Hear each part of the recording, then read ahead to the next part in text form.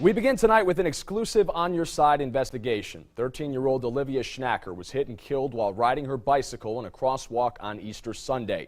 This month, the final police report has found Olivia to be at fault in the collision that caused her death. The teen's family has not talked to the media until now, but they say they're ready to share their story. Olivia's mom, Mindy Schnacker, spoke to On Your Side reporter Lauren Johnson. It only takes 1 second. Just 1 second.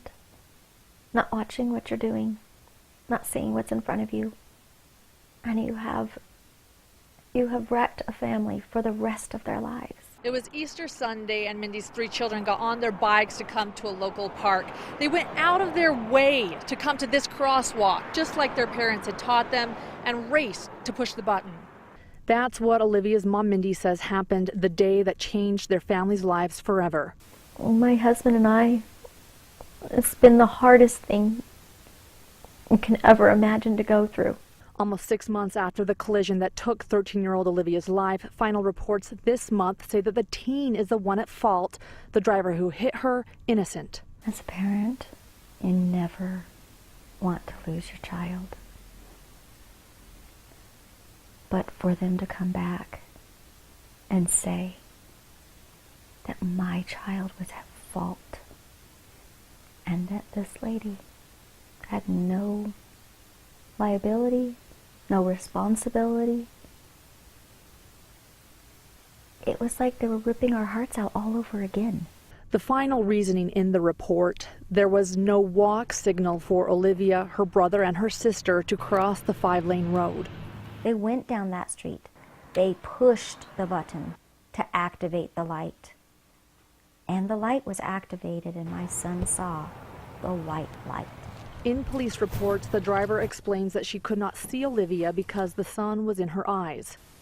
I would give anything in the world to have Olivia back. I wish that we could go back and that this never happened. That woman stopped driving because she couldn't see. As she looks through the report, Mindy aches for what is not mentioned as evidence: an interview with Olivia's brother with police an hour after the collision. He's only 7, but he remembers. He knows exactly what happened. Listen closely to the audio from that interview. Did you guys hit the light to go, or what were the lights doing? We hit the light. I don't really know what it was, but my sister told us to go, so we started going. And it was turning white, and it didn't turn red, and then she got hit. That information is not in the report. Listen again. To Mindy, it's clear. And it was turning white, and it didn't turn red, and then she got hit.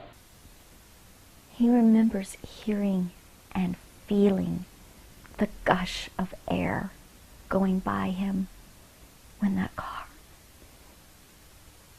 hit and killed his sister, and turning and seeing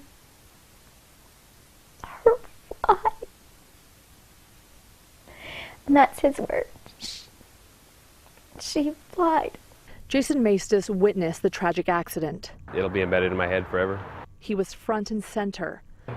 Here, stopped at the stop sign, waiting to, turn on the U-stick, when I saw Olivia get hit right here in this crosswalk. I noticed that there were some kids getting ready to cross the crosswalk, and the light, turned red. I do recall it being red because that's why I did not make my turn on the U-stick. A week later, Jason, who has a background in criminal justice, got a follow-up call from a detective. I had the feeling they were, trying to get me to change how I wrote my statement. I actually truly regret not coming forward sooner and letting the public know what really happened to Olivia. For Olivia's family, they say that finally talking about what happened that day is about one thing: justice for their angel, Olivia. We want justice for Olivia and the truth to come out. That's what we're looking for.